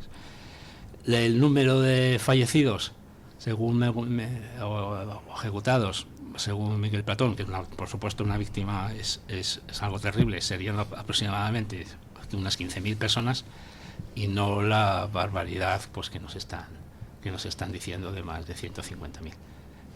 15.000 personas en toda España en la represión de posguerra. No se sabe, es 15.000 arriba que 17, 1.000 arriba, 1.000 abajo, pero eso de ese orden de magnitud. Porque eso está detallado. O sea, solo en Madrid las matanzas de Paracuellos fueron 5.000 personas, más o menos, 5.000, 4.000, sí. Y solo en Madrid en un mes. y unas matanzas perfectamente controladas, o sea, no como nos quieren contar que fue hecho por un grupo de incontrolados. Esas matanzas duraron más o menos durante un mes. Esa gente, por ejemplo, se le cogía donde estaba ahora el Ministerio del Aire, esa pobre gente, que era la cárcel modelo de Madrid, y desde la cárcel modelo de Madrid se les llevaba para Cuellos. En las calles de Madrid se puede en coche, en autobuses de 2 pisos, y fue una matanza absolutamente controlada. Habla usted de un tema poco conocido, que es el de los barcos prisión del Frente Popular. ¿Qué eran esos barcos prisión? Pues los barcos prisión era pues simplemente cárceles. No tenían sitios donde, que hubo los dos bandos, los barcos prisión, simplemente prisiones, cárceles donde se encerraba a las personas en unas condiciones de hacinamiento terribles, y que en varias ocasiones el Frente Popular, incluso los nacionalistas vascos, cuando había algún bombardeo nacional en la zona, pues la forma de represalia era acudir a aquellos barcos y asesinar a las personas que se encontraban en ellas, que estaban en muy malas condiciones. Por ejemplo, digo los dos mandos, además, por ejemplo, uno de los que estuvo en un barco de prisión fue Azaña durante el año 34. O sea, que no era una cosa realmente extraordinaria. Y hubo muchos barcos. De hecho, mi abuelo Anselmo estuvo en uno de ellos en Cartagena. Habla usted de las víctimas de un bando, de las víctimas de otro bando. Yo personalmente, esto es una opinión mía, no se la quiero atribuir a don Gonzalo. Creo que en una guerra como la que vivimos, pues se cometen barbaridades sin cuento por ambos bandos. Hay episodios realmente repugnantes por ambos bandos, pero esta es la opinión mía, aquí entra. Creo que hay una disparidad brutal en cuanto a la intensidad del crimen en un bando y en el otro. Es decir, sería, creo, enormemente injusto equiparar en brutalidad a ambos bandos. Se cometieron muchísimo más crímenes y muchísimo más brutales por parte del Frente Popular que por parte del otro bando, pero eso es opinión mía personal. Normalmente puede ser así, pero vamos, a mí no me gusta olvidarme de lo que pasó pues por ejemplo en Valladolid o con la Falange o muchos otros sitios. ¿Qué pasó? Bueno, pues asesinatos, los mismos paseos que se podían dar en Madrid, muy parecidos, se daban en otras zonas de Madrid donde gobernaba, vamos, donde tenía el poder los nacionales. O sea, no fueron realmente lo que pasó en Paracuellos y efectivamente la violencia con que asesinaron a muchos religiosos, que a mí es algo que no me cabe en la cabeza, es efectivamente, podemos decir, es posicionalmente más grave que lo que pasaba. Además, la República se supone que tenía que defender la legalidad republicana, o sea, eso es otra, y realmente no defendió absolutamente. Permitieron la existencia de las checas en Madrid, quizás porque ya el gobierno no estaba en Madrid y no pudieron, pero bueno, eso es una teoría que no la vamos a poder comprobar nunca, pero efectivamente yo creo que es importante decir que hubo represión en los dos bandos. La hubo, y barbaridades en ambos bandos, y canallas en ambos bandos, sí. O sea, eso es indudable, ¿no? De todas las historias de las víctimas que usted analiza en el libro, ¿cuál le toca más? A mí me llama mucho la atención el asesinato de las 23 adoratrices de Madrid, que ocurrió en noviembre de 1936. ¿Por qué? Porque fueron asesinadas en el mismo lugar donde fueron asesinadas luego, fusiladas, las 13 Rosas. Y por algún motivo solo podemos recordar a las 13 Rosas y no a las 23 adoratrices de Madrid. Además eran 23 monjas que no hacían ningún mal a nadie, ni habían hecho nada, y simplemente fueron buscadas después de un bombardeo en Madrid, las metieron en una casa, y de esa casa las llevaron a la mañana siguiente y las fusilaron en una tapia del cementerio de la Almudena. Y eso, pues la verdad es que a mí eso no me cabe en la cabeza. O sea, es que no acabo de entender qué daño podían hacer esas monjas ¿Está usted recordando a la obra Diálogos de Carmelitas, que llevó a la ópera Poulenc, ¿no? Sí. Donde se narra pues como la Revolución Francesa exactamente, además es que es ese modelo, es el modelo de la Revolución Francesa que se repite en la Revolución Rusa y que esta gente nos trae nos trajo a Madrid, sobre todo al principio de la Guerra Civil, pero también hay que decir que antes de la Guerra Civil ya hubo... Había un odium fidei, vamos, Sí, clarísimo, ¿no? Sí, Y se lo pregunten a los catalanes en Barcelona, por ejemplo, ¿no? 8.000 fusilados. 8.000 fusilados.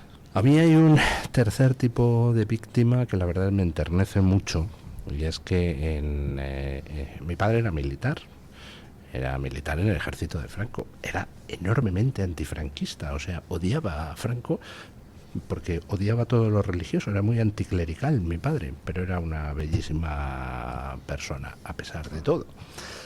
Y recuerdo, después de que murió, que encontré en su expediente militar una carta que me conmocionó muchísimo, de un pobre señor canario de 70 años que escribía a mi padre para ver si le podía ayudar a que le dieran una pensión porque no tenía manera de vivir y su único hijo había muerto en la guerra civil. Su único hijo, que era un canario al que le importaba un bledo, un bando, le importaba un bledo el otro bando, le movilizaron porque le tocó en Canarias con el bando nacional, le enviaron al frente y al final resulta que termina muriendo el último mes de la guerra de pulmonía en Jaca, en Huesca. Y como murió de pulmonía, pues su padre se queda sin pensión, ¿no? Entonces este tipo de víctimas que no eran de ningún bando y que murieron a decenas de miles en la guerra. Es ¿no? otro mito que pensamos que en España se dividió automáticamente en dos bandos. Efectivamente, aquel que le tocaba luchar porque estaba en Madrid, como por ejemplo a mi abuelo le tocó luchar en la Sierra de Guadarrama, en la Sierra de Guadarrama con los republicanos. Y curiosamente cuando termina la guerra, mi abuelo, que había alcanzado el grado de teniente, mi abuela le hace quitarse todas las insignias para que no supiesen represalias, pero aún así es detenido. Quien le saca de la cárcel son sus antiguos compañeros que subían a esquiar a Navacerrada con él antes de la guerra y que estaban en el bando nacional, es que había estado en la Brigada Alpina. En el bando alpina, digamos que hubo dos, uno en el bando republicano y uno en el bando nacional. Entonces ahí lucharon los que antes de la guerra habían estado esquiando tranquilamente por Navacerrada juntos. Bueno, ¿cuánto tiempo le ha llevado a escribir este libro, Pues don Gonzalo? libro, casi 2 años.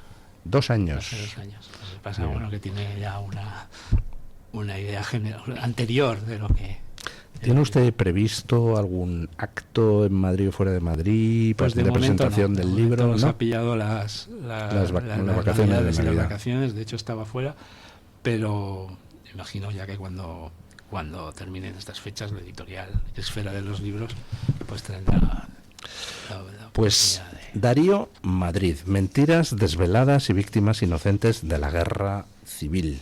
Pues un libro muy recomendable.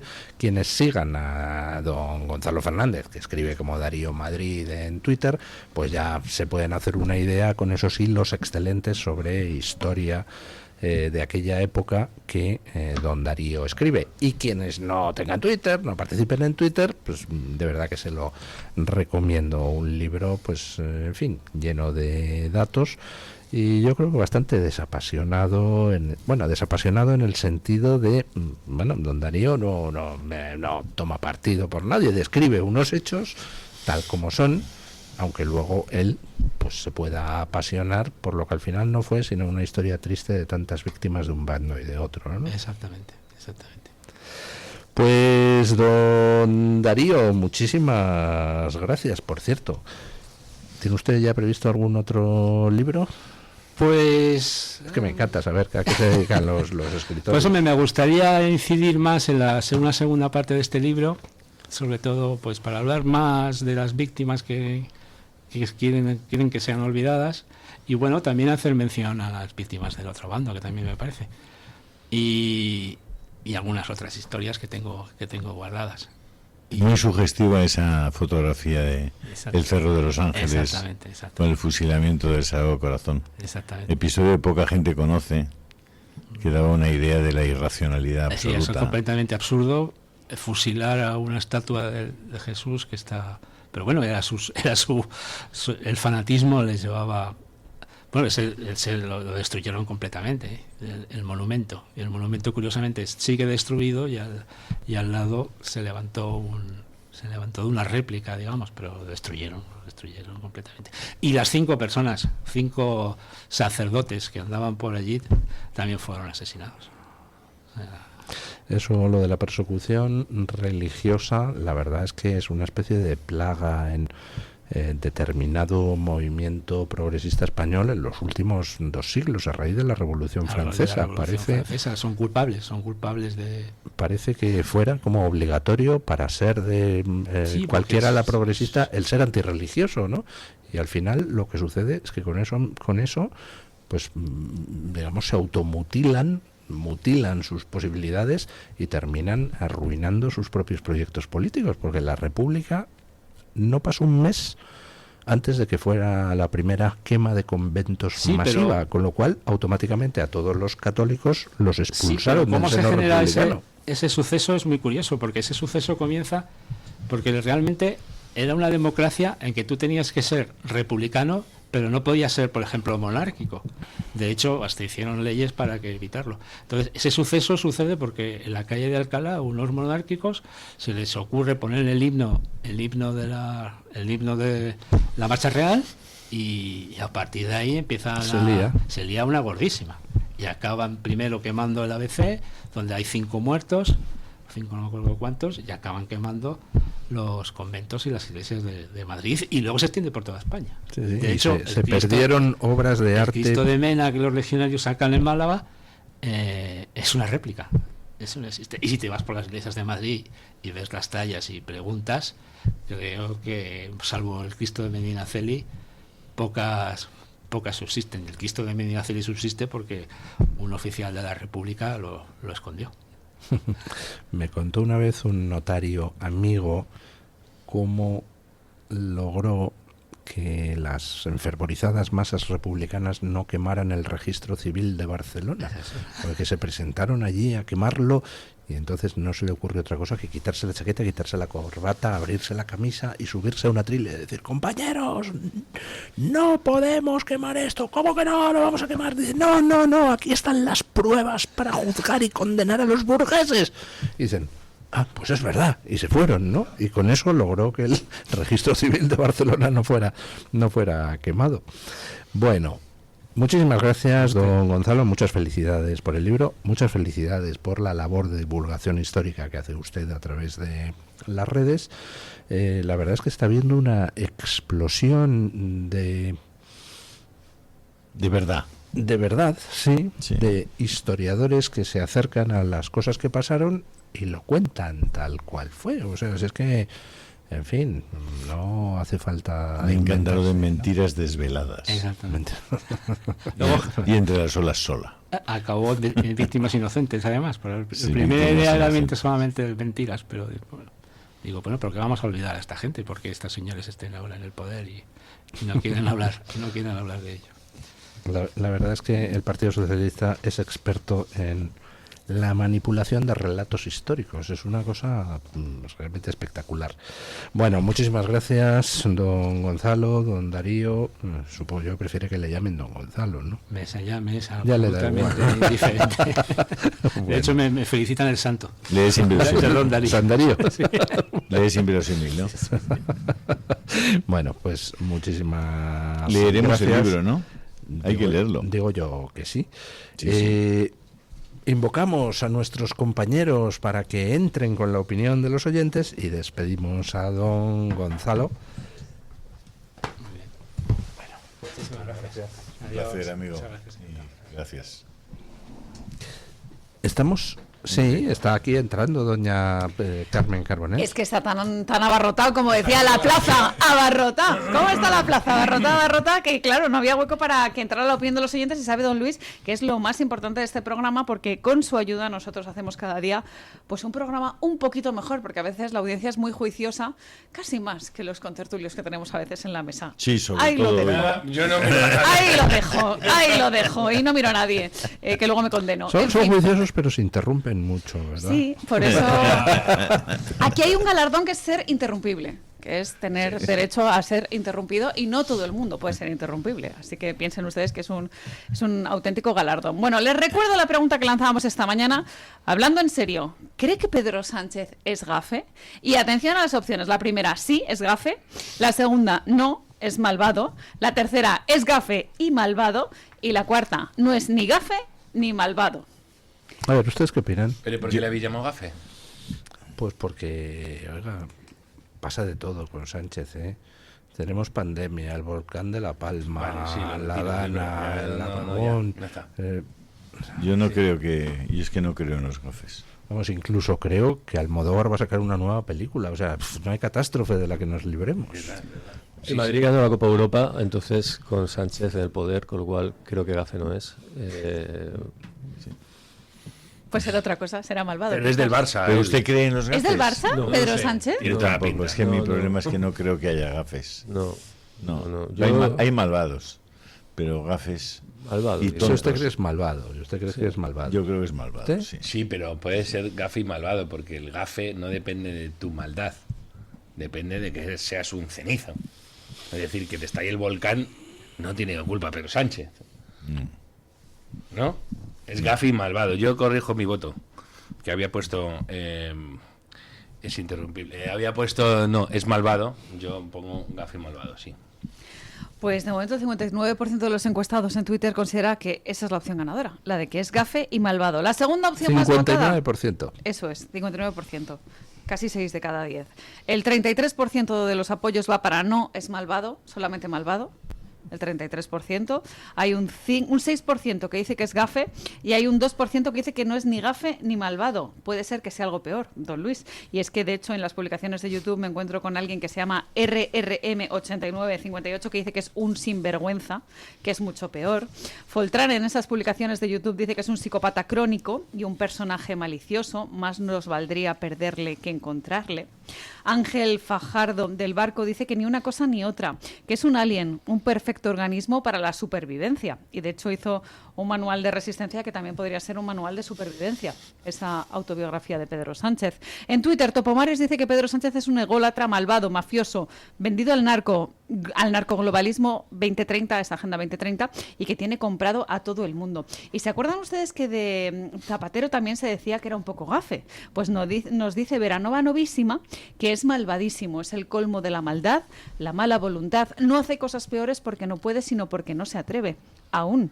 También se decía que Zapatero era gafe y la realidad nos ha demostrado que de gafe nada, que era maldad todo. Y con Pedro Sánchez igual. También se decía en muchas ocasiones de, ay, no, es que hacen las cosas porque son tontos. Bueno, yo creo que tienen una estrategia bastante clara. Y termino con un comentario del chat de YouTube, don Luis J.O. Rari71, que dice, Pedro Sánchez no es gafe, simplemente comete fechorías y es imposible que le salgan bien. Aquí habría que preguntarse bien para quién, ¿no? Porque desde luego para el entorno de Pedro Sánchez parece que le van las cosas bien, en el sentido de que todavía no ha sido juzgado por todo lo que ha hecho don Luis. Bueno, ya tocará, ¿no? Digo yo. Esperemos que llegue ese momento.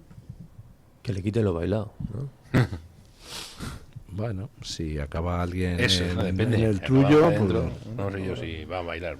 Al final, lo que se lleva uno de esta vida está muy influenciado por el último minuto. Imagine usted que está de viaje en Egipto. Ha visto cosas maravillosas. Las pirámides, Luxor, Karnak, todo allí. Dice, qué civilización tan increíble. Y se la pasa estupendamente, ha comido muy bien, un clima excelente, la gente encantadora. Como el último día, antes de volver a España, le roben a usted la maleta, vuelve usted a España diciendo, ¡qué terrible viaje! Cuando, si lo piensas objetivamente, dices, oye, pero si te las pasas estupendamente, simplemente por una cosa que ha pasado al final, no... Sí. Llegas llorando como el niño de Iberia. Sí. Estás tan tranquilo, estás fenomenal y de repente te apuñalan. Y un cocodrilo del Nilo te muerde las pelotas. Pues, es un final feliz, desde luego. Yo el otro día reflexionaba... Iba a caer el cocodrilo. La civilización egipcia pues fue una civilización muy gloriosa, duró mucho tiempo, espectacular, sí. Pero vamos, no tiene ni punto de comparación con la hispana, con la civilización española, y lo ejemplifico en una cosa. inventaron el modo de curar la carne. Y en vez de hacer jamón ibérico se ponen a hacer momias. O sea, están completamente tirados. No, pero hemos heredado de la posición esta de... Esta sí que yo creo que se ha transmitido. Es así. De generación en generación, sí. Poner la mano aquí detrás. Sí, yo creo que... Bueno. Muchísimas gracias, don Mario Noya. Hoy se ha portado usted bien, ha hablado poco. Es que vienen los Reyes, entonces pues yo creo que está Exacto. Claro, se nota. Exacto. Es el peor momento para un republicano. Sí. Don Julio Ariza, muchísimas gracias. Un placer. Además, no interrumpa tanto a don Mario. Eso es verdad. No. Hoy he hecho lo que he podido, sobre todo a Hughes, que casi no ha abierto la boca. Muchísimas gracias, don Paco Santas. Muchas gracias y yo encantado. Yo es como el de los tres tenores, el mudo, ¿no? De los... No, para que veas, Hughes va a escribir un libro. Lo que he tenido que sufrir en esta vida. Puede usted traer para la siguiente tertulia una bocina de esas de Harpo Marx. Estáis fatal, ¿eh? Sí. Vamos ¿Ha pedido muchas cosas a los Reyes? No, la verdad es que ni me he acordado, ¿no? Pero bueno, estamos a tiempo todavía. Por el amor del cielo. Bueno, doña Carmen, muchísimas gracias. ¿Usted sí ha pedido muchas cosas a los Reyes? Yo es que además me lo merezco todo, por Sí, la señor, paciencia sí, que señor. tengo. O sea, que yo es que no hace falta ni que haga carta, ya saben que yo me lo merezco Sí, todo. señor, porque estoy seguro de que en casa no la deja usted hablar nada, ¿verdad? Así son las cosas, don Luis, así son las cosas. Bueno, muchísimas gracias a los cuatro, gracias a la audiencia que nos ha estado enviando su opinión. Y nos vamos, pues creo que toca una pausa publicitaria, ¿no? Así es, nos vamos a una pausa toca publicitaria. Una pausa publicitaria.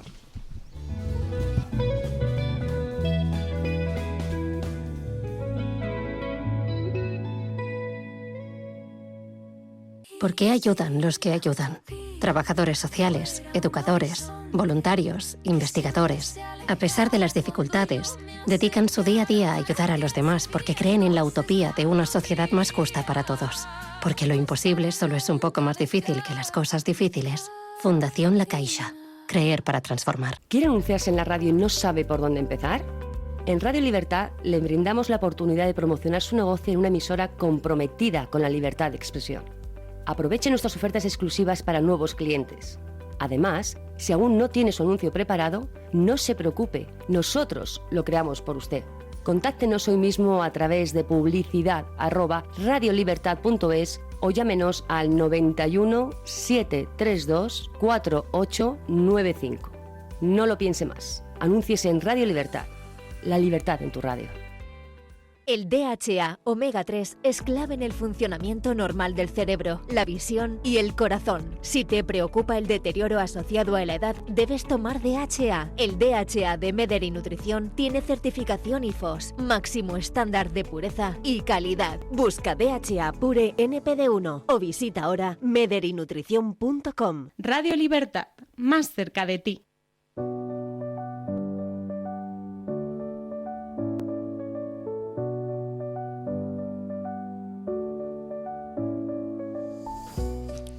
Terminamos el programa hablando con don Adolfo Albistur. Buenos días, don Adolfo. Muy buenos días. Si tienes artrosis en las manos y el dolor y la inflamación forman parte de tu día a día, tenemos buenas noticias para ti. Los guantes de Relax Quantic Nanotech son los guantes que ofrecen todos los tratamientos recomendados por los reumatólogos, consiguiendo aliviar estos síntomas en sesiones de tan solo 20 minutos. Ahora además tienes 2 efectivos productos para tratar el dolor de la rodilla y la zona lumbar. La rodillera, de Mejorando tu Vida, con ondas de radiofrecuencia, y el cinturón, que con una combinación de láser dual, infrarrojos, calor local y masaje por vibración, alivia el dolor de la zona dorsal y lumbar. Llama al 900-730-122 y consigue estos tratamientos por menos de lo que crees. Y si eres oyente de Radio Libertad, los tienes con el libro Historias de nuestros médicos y un servicio 24 horas de telemedicina. 900-730-122 y di adiós al dolor de la artrosis.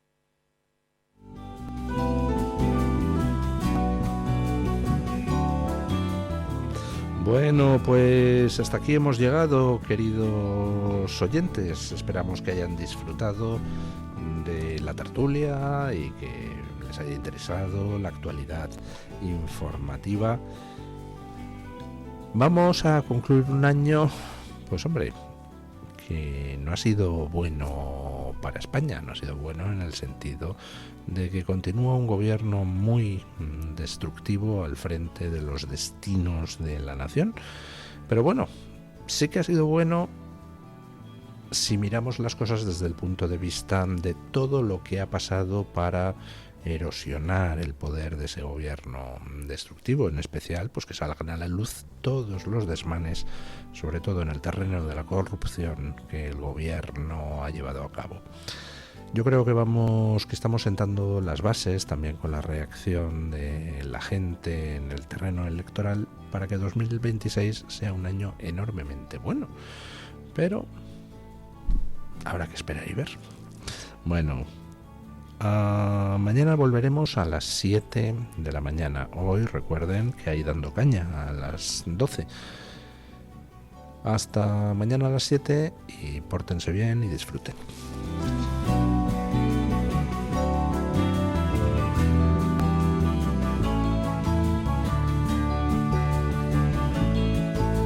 Mañanas en Libertad con Luis del Pino.